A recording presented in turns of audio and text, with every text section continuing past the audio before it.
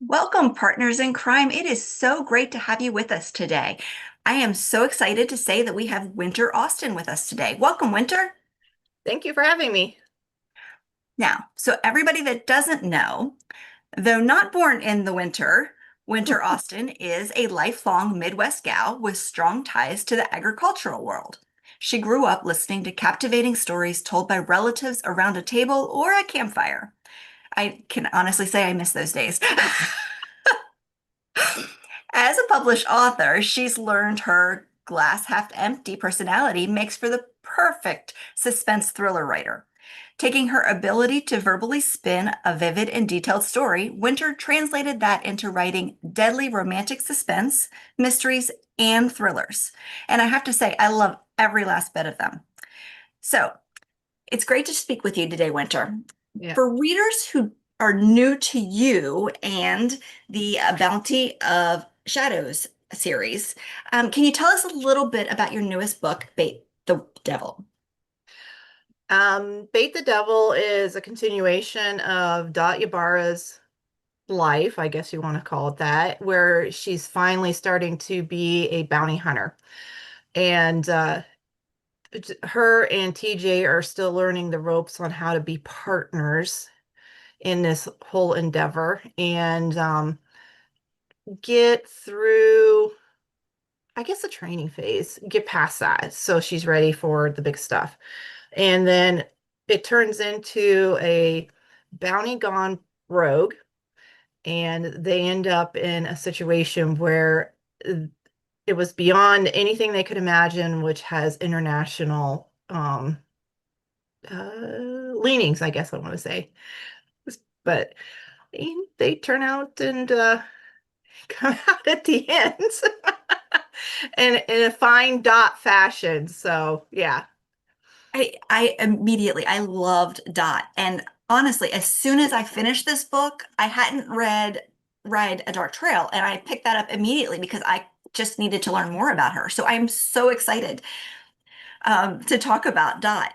So, okay, for someone who hasn't met you or Dot, how would you explain the series or this book? Okay, so if you haven't met me, typically you would assume, because I have other books out there, I started out writing romantic suspense and then moved into murder mysteries that are set in a small town, but they're not your typical small town murder mysteries, nothing cozy about what I write. And then my whole goal in life, I guess, to be as an author was to really push into the thriller market. And that's what Bounty of Shadows is supposed to be. It's, but it's also my foray back into the Western lifestyle because I cut my teeth on adult books reading Louis L'Amour, Zane Grey, all those Western authors, Elmer Kelton, and them. Um, Barely read any romance novels, so hence why I moved out of the romance market. Uh, and then I grew up on a farm. I had a horse. So guess where this woman with a wild imagination when she was a teenager got to do? She got to go pretend and think out storylines. And so my very first book that I ever wrote was a Western, and I hand wrote it in pencil in a makeshift notebook. I just took a bunch of loose leaf paper that I had from school that never got used up, bound it together, and wrote out my story. So I don't know if that will ever resurface at any point. I don't even know where it went. More likely than not, my mom threw it out. Oh, so can you tell us a little bit about that story? Well, it was a main female character, as I always end up writing. The leads are, Mhm. and she was a kick butt girl too herself. Um, she was on the hunt for the man that killed her dad. Oh, that's so So, cool. and she ended up in like almost every Louis L'Amour book I ended up reading. She ends up with this ranch that's doing a cattle drive, and she just kind of goes in and as they're going through towns and stuff, they're finding the men that killed her dad. And so, yeah. And she, Wow. yeah. And then as I got older and started learning how to write better, I started adding more elements, more contemporary elements. I grew up watching all those cop procedurals. Probably shouldn't have been when I was really young, peeking through the railings on the stairway, watching shows like Magnum PI and things like that that I shouldn't have been. But I, my parents watched it. I grew up watching those unsolved mysteries, all that stuff, and that just kind of molded me into the areas that I wanted to write about. Oh, yeah. Now, Dot, I love her as a character. Can you explain a little bit about where she is in her life and how she started on her career as a bounty hunter? So by the time, if you pick up Bait the Devil, you're past a little bit past her like aha moment, which happened in Right at Art Trail.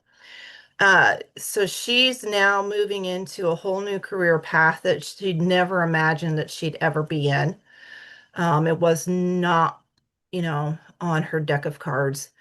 And so she started out life as a single child of a single mom, and her grandfather, who is of Basque origin, pretty much raised her. She's named after her grandmother, where in Bait the Devil, um, Angela, Dot's mother, kind of explains how her parents met. And I'm not going to give that away because it's kind of a cute meet. When I include World War II. But she Dot is named after her grandmother, who was named Dorothy herself, and she grew up being taught how to be a hunter, a tracker, um, uh, someone who's very stoic, very learned. Instead of talking a lot, she sits back and pays attention and just digests what she's seeing and figures out how to, if there needs to be a solution come up. She's not your typical female who reacts with emotions. Um, but when she does, it kind of shocks people because that's not the Dot that they know. Mhm. Um, and she went into the army against her mother's wishes and became a helicopter pilot and a very good one at that. And as she went through her career, her catalyst for leaving the army was brought up in Rat at Art Trail. It's not really touched on real heavily in Bait the Devil, but she was part of the group that was at Abbey Gate, which was when the United States left Afghanistan. So she was there during the bombing, and that changed her mind about ever continuing on in the army. So she got out and kind of moped around the ranch for a little bit, and then joined the Forest Service for Idaho and flew the helicopters for um, fire stuff. And one of them, she got the bucket caught and crashed, lived through it, which in the world of fiction, I get to say yes, she did. In reality, she might not have because it's not great. And then when you meet her and ride a dark trail, she is a post recuperating, kind of just like, I don't know what I want to do with my life. Um, her mother's runs an outfitting business when she's not managing the ranch. And during hunting season, she takes certain groups up and takes them on hunting tours or hunting stuff. And Dot kind of helped with that. And Mhm. then along comes TJ and Sloan, and they offer her this job because they know she's a great tracker and they need someone. TJ needed someone who would have his back. Mhm. Because, and I'm not going to give us away, Sloan has a situation that she can't do that. And so she's like their computer hacker. She's their skip tracer. So she gets to do all the background stuff and then give them the information. Well, that was the way she was supposed to. Anyway, so you have to read Rider of the Dark Trail to figure out what that is, because that kind of comes into the reason TJ and Dot have a spat in Bait the Devil. And So now we're at the point where she's getting to the end of her training phase with TJ. She's, pulling off some great help. And as the book opens up, you see them catch one of their bounties. Yes. Oh my goodness. And that was such a scene. Like you jump right into action. Yeah. Well, they always tell you write an inciting incident. And in my case, a lot of the times the inciting incident is action right off the bat. So Yeah. not all the time. I mean, sometimes you get a little introspection, kind of like a slow slide into it. Mhm. It just depends on the story itself. Okay, so you mentioned the first book and how it plays into the second book. And I read the second one first and I loved it. But after reading the first one, I was way more emotionally connected to the characters and understood some of the reactions a little better. It was a bigger, like, just more emotional for me Yeah. to connect with them. Yeah. And I think, especially if you get to the scenes where you meet Angela and then you Mhm. meet Bethany, we don't get to see Ashley much in book two, but Ashley is Bethany's mom. And she and her mom are the catalyst for this plot line of book one. Yeah. But Bethany is kind of the moral compass, I guess you want to say, for TJ and Dot. Probably TJ more. Mhm. So, because he's a guy, he's a former ranger, he went on missions that Dot flew him in, so that's how they knew each other. And so she's that little bit of more, like I said, moral compass to kind of keep them, remember why you're doing this and Yeah. remember what it's for.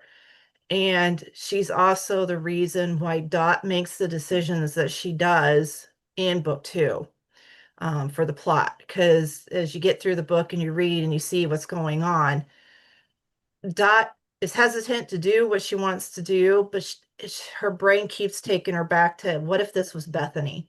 Yeah. So, like, I never really pieced that together until I was getting toward when we were in the editing phase, and my editor kept pushing for that. And I'm like, this is why Bethany has to stay. I thought after I got done with book one, or when I was in the middle of book one, that Bethany and Ashley were just kind of a throwaway characters you want to say that you'll never see again. But as I kept progressing through the book, I realized they're now part of the family. And so now they got to show up. And now I keep telling my writing partners and my beta readers, they said, I want to keep the series going as long as I can because I want the readers to watch Bethany grow up because Yeah. Bethany wants to be Dot. So, and I would love for Bethany to be Dot's um, doppelganger. So, Oh gosh. So, in addition to Bethany, though, Dot has a very strong moral compass and lines she won't cross. Can we talk mhm. about that a little bit and what those are? Yeah, her I guess life's motto was something that her grandfather Sama Samo. I can't remember how I spelled his name. It's very Basque. Um, he grew up with that moral compass, Mhm. and Basque culture is very family orientated, and they want to help, but they're a little bit insular in their lifestyle too because of historical events in their culture. But he told Dot that do right and fear no man. And do right is what you feel should be the right thing. And evil is out there, evil hides behind many masks, and you will always do right and never fear the men, whether it be woman or man, you know, never fear them because you can overcome that evil. And so she was raised that way to make sure one, always protect the family, always protect her family. She knew something was up with her mother. I mean, when she was old enough to figure it out, and her mother always kept that secret from her. But she always knew that her mother loved her and protected her enough as much as her grandfather did. And Mhm. so now she feels like she needs to pay it forward and do the same for her mom. And anybody that comes into the circle of family is now under her protection. So if if it does not feel right to her, if it feels wrong, um, she's going to pull out every weapon, I guess you want to say, from her quiver and stop that evil and put an end to it and right the wrongs that have been done is to the best of her abilities. Yes, I love her. Now, the Basque culture, how did you learn about that? It stems back to, I believe it was the second book in Craig Johnson's Longmire series. Uh, he had a murder mystery that ended up being in Basque. And so I was very interested in that. And I kind of just put it away in the back of my mind as something to Mhm. study and research later on in life. And as I was progressing through the decision making on whether to write Bounty of Shadows and stuff, I was like, I've written Midwest.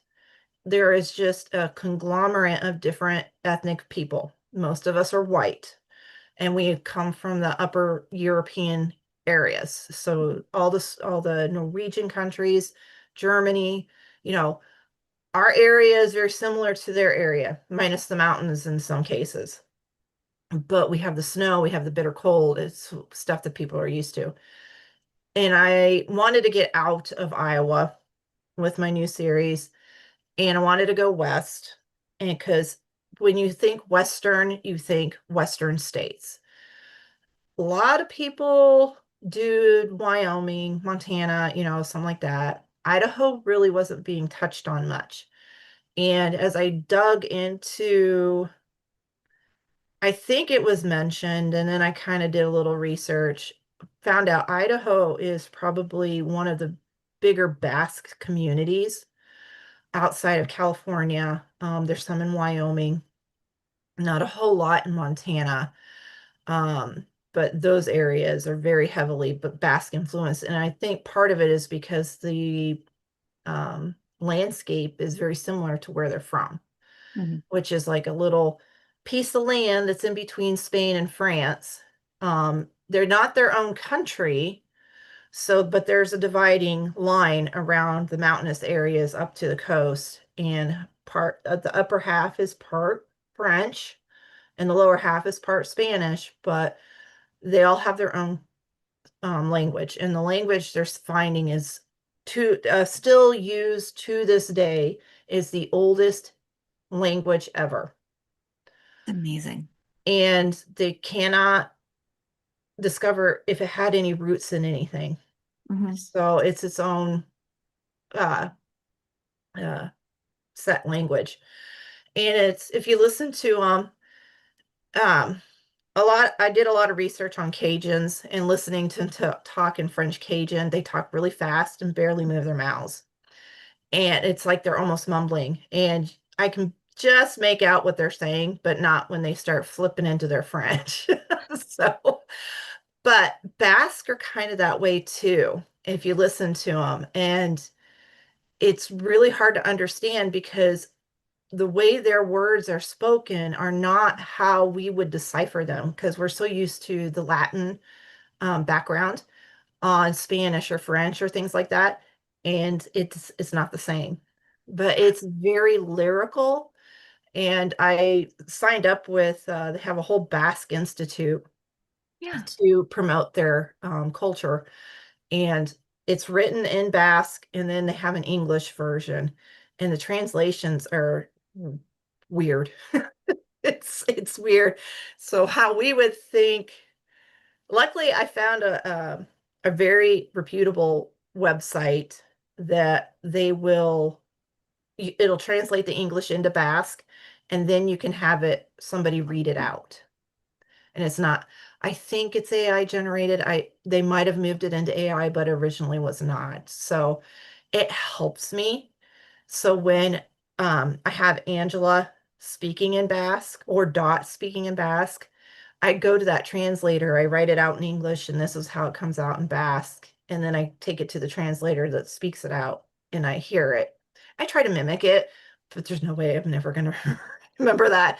Um, but yeah, I have had a couple people are like, could you put glossary in your books so we know what they're saying? And I'm like, I'll try. I talked with my editor and she's like, yeah, we could probably do that. And so I might even link it on my website so people can go and look it up. And then if they find a spot in the book, I hate to have them like stop reading to go find it out, but I'm like, if you knew that's there, just bookmark that and then take it back and then you can find out what Angela said. A lot of times I have like Dot translate in some form or fashion. Yeah, you do a very good job of that. Yeah, At no point was I clueless about what you were saying. I mean, yeah, got a pretty close assumption of, yeah. yeah. Now there is a line that that Dot throws out at TJ at the beginning of the book, and I did not give any hint to what it was that she said to him. He just kind of got the gist of it. And sometimes that's Yeah. enough. Like I want to be a little secretive, but yeah, so a lot of it is just using like mom or mother is ama. And Mhm. so I use that a lot. If I use the same word over and over again in reference to a certain character like Angela, then I'm hoping people assume that's Dot calling her mom. Mhm. So yeah, Yeah, I loved it, and I loved that you brought that culture in, the family culture, and that they're teaching Bethany, which is also yeah, helpful because she asks a lot of questions. yeah, yeah. And I think Bethany's kind of like an iceberg out in the middle of the ocean, just trying to find who she is because of her background. Um, her mother's not going to want her to be that in the background anymore, and so she's finding that Angela and Dot are her new family. Angela Mhm. is her now grandmother, and Dot is her aunt, and TJ is, which I love that she keeps pestering TJ to marry Dot. Because she wants them together, but both of them are kind of in agreement that marriage is not their thing.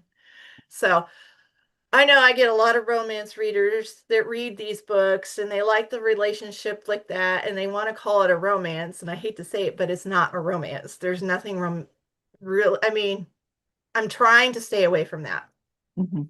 but it's human nature to make connections that way. So some form or fashion is going to do that. But I started writing on book 3 and I know where I'm going to go. And if you read book 1, you met Matlock, which is an old childhood friend of Dot's. He's now the sheriff of their little town.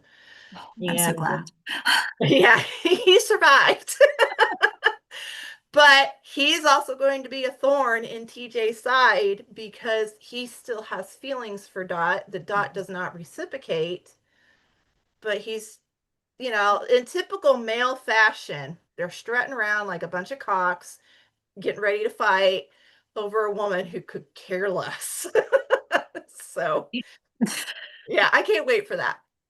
I can't wait to Yeah, read book 3. so let's talk about TJ a little bit and what makes him who he is. So, I'll eventually get to this. I'm gonna burst everybody's bubble. I will have a small spoiler alert. I Okay. decided Dot's got to give him a nickname to show up on her phone, and he's from Oklahoma, and his last name's Roman, Mhm. so she calls him Big Nose Okie. Aw. And partly it is to get back at him for the name that he gave her cousin Vivian in his phone, which you see in book 1, book 2. Yes. So the Dot is very much military, very Mhm. much, I mean, she's a girl, but she was raised as a boy. So she jokes around. And I'm a girl. I was not raised as a boy. There's 3 of us girls, but I spent a lot of time around military people. So my humor is very much aligned with them. So, which, as you see, plays out quite a bit in Bait the Devil. So TJ grew up on a ranch in Oklahoma. He has a family. sibling. And so, but being a rancher was not his shtick. And he went into the army and then eventually as a ranger. And he ended up a sergeant of a squad that used Dot's um, helicopter squad a lot of times to get into the Afghan um, field. And so that's how they met. They kind of hooked up after missions. Sometimes somebody was in somebody's barracks that shouldn't have been. And um, he got out before Dot did and did not handle civilian life very well and ended up, like most, with a form of PTSD and found that drinking was his form of drug, I guess I want to say. Mhm. And when men in his unit, men under his command, started dying, whether from self-infliction or car accidents, whatnot, he finally had enough. He's like, I'm not going to go down that road. Mhm.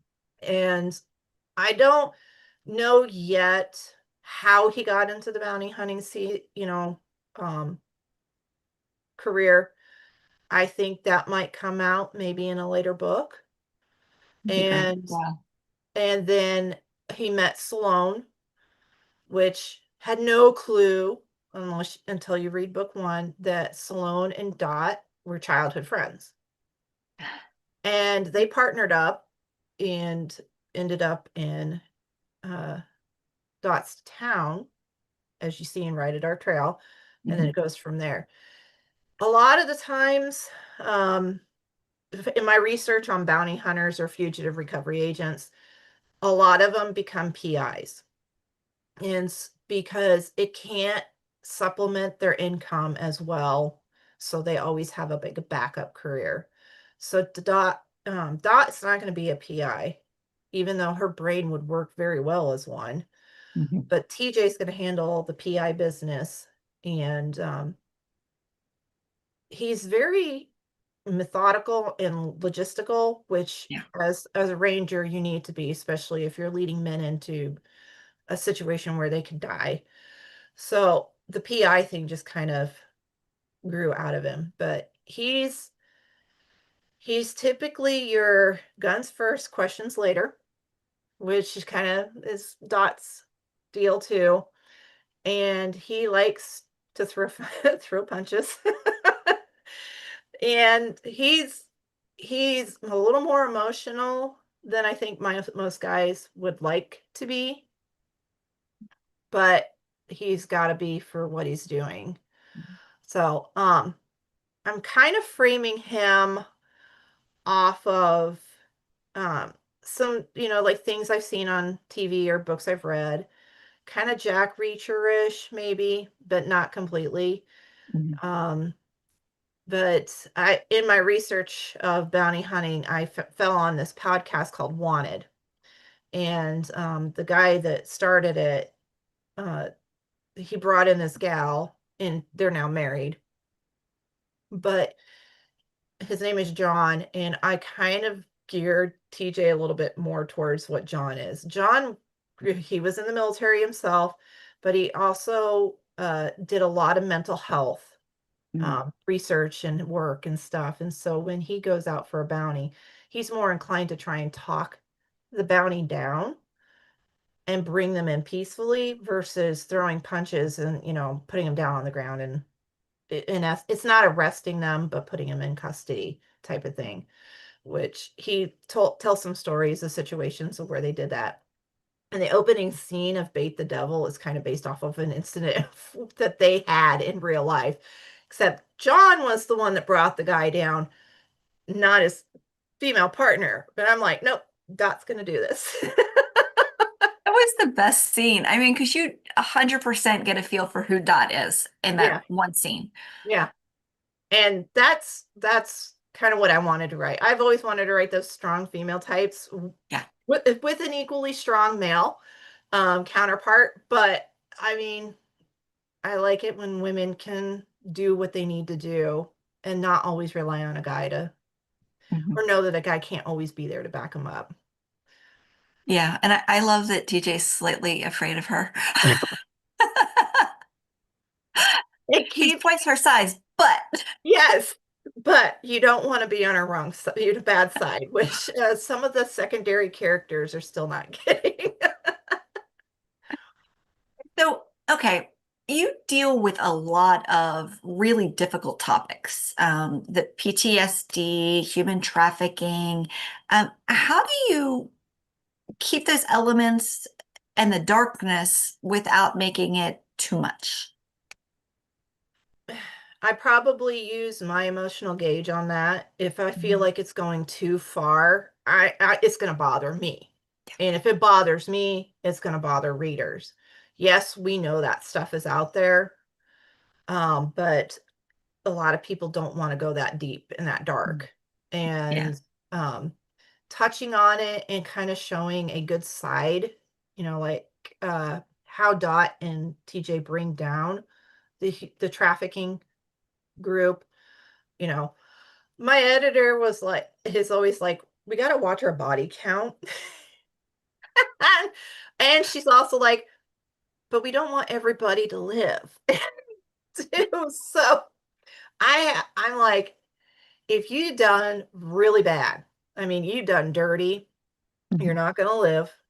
And I've just got to decide who's going to be the one to take you down, who gets to be the hero in this situation. Yeah. Um, like you would think TJ would be the one to take out the main guy, but no, he ends up taking out another main guy. So, Plenty to go around. yeah, but TJ gets to be, he's the whole reason they start out on this bounty, Mhm. but he's the one that ends up getting to find the guy. And I thought that was his resolution, Mhm. was to be there. And Dot's resolution in this is to take out the people that she knew had done harm to the um how do I put this without giving it away? The I'm talking Innocence. Let's go the with that. innocence. There, yeah. Um Yeah, I know. brain fog going on here. It's been a long week. And then so I think in everybody, I don't care where you think you grew up or what you think you're doing, it's human nature to be bloodthirsty. And if I feel like you need to have your life ended because of all the atrocities that you have done, I'm pretty sure my readers will too. And if you don't like that, then my books aren't for you. So, I mean, fair warning. but there's a point where you're emotionally connected to everybody and emotionally going through the book, it's like, yeah, no, I get that.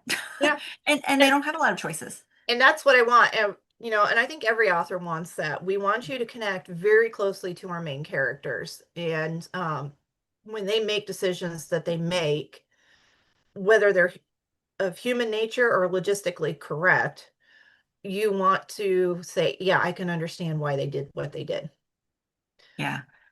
Now, in going through this, was there a scene that was especially difficult for you to write? Because there are a lot of really hard scenes. Yeah. I would say it's one of the scenes that kind of happened in the middle of the book. It was Mhm. after Dot made the decision that, okay, we're going to be the bait. We're going to do this. Uh, I originally had written it where they towed the line with what the bad guys wanted him to do. And not liking it, but knowing I had to get something out of me. And I can always go back and fix that. Both my beta readers like, no, she would never do this. I know, but it's just a holding place at this point to move forward.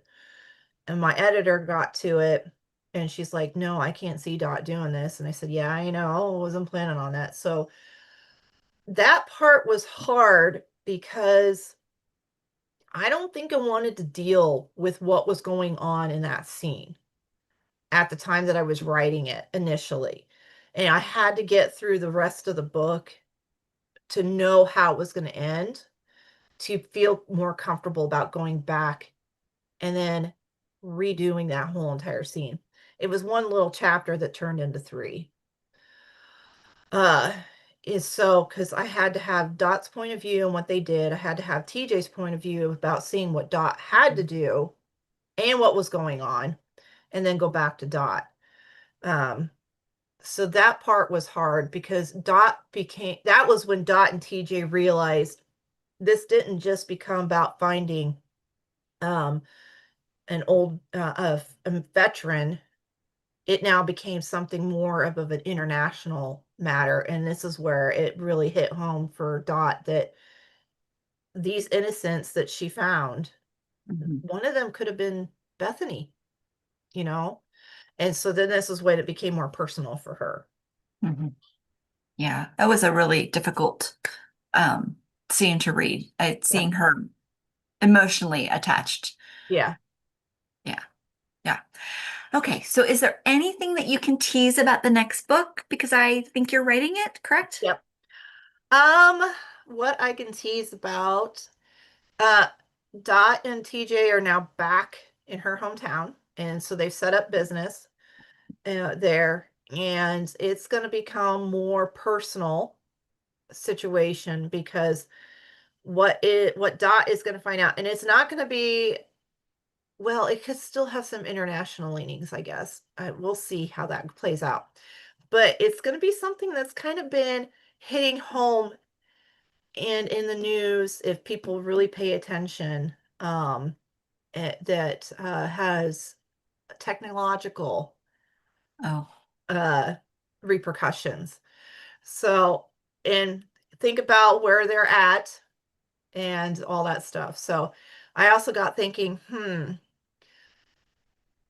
the last couple of books have been baddies that have been men. Do I need to flip it up? So, I haven't decided if that's going to be the case, but it would be nice to have Dot go head to head with another woman that's maybe just as capable of her and just as cutthroat. So yeah. we'll see. I don't know yet. That's that's Okay. the, that's the glory of being a pantser in my case. I don't fully know what's going to go on until I start writing those hmm scenes. So, but I have more of this book figured out in my head than I've had the last two. Oh, Yeah. so, and you said Matlock will be back. Now I'll Will go Sloan back. and Vivian? Yep. I don't. Vivian might have like a phone call type of thing because she's Yeah. still in Boise. Um, but Sloan is definitely back, and Angela. The story also is going to touch on Matlock's backstory that kind of got touched on in Mm, book one. yes. So we're going to see more of his sister Cherry and his mom Millie. That's going to be amazing. I really like your characters. They're a lot of fun, and I think about them. Thank you. Yeah.